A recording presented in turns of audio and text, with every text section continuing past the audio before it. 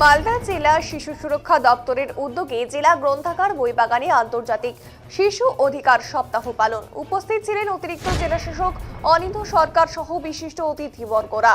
বিভিন্ন স্কুলের ছাত্রছাত্রীরাও উপস্থিত ছিলেন। বিভিন্ন ধরনের নাচ গানের মাধ্যমে শিশু অধিকার সপ্তাহ দিবস পালন করা হয়।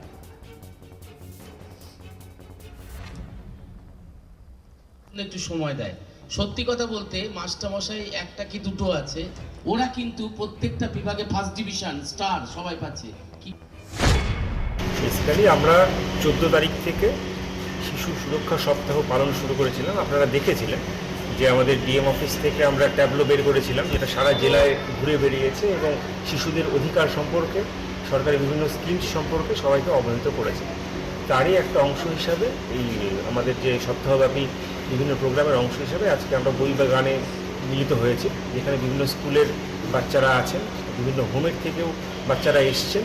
আমরা আজকে সারাটা দিন এখানটায় বিভিন্ন আমাদের সাংস্কৃতিক অনুষ্ঠান হবে, বিভিন্নভাবে আমাদের বাচ্চারা আনন্দ করবে, এটাই আমরা আশা করছি। এবং বিভিন্ন যে সরকারি প্রকল্প, সেই প্রকল্প সম্পর্কেও আমরা বাচ্চাদেরকে জানাবো। আমাদের প্রোগ্রাম আজকে যেমন চলছে, আগামীকাল এটার সমাপ্তি অনুষ্ঠান আছে।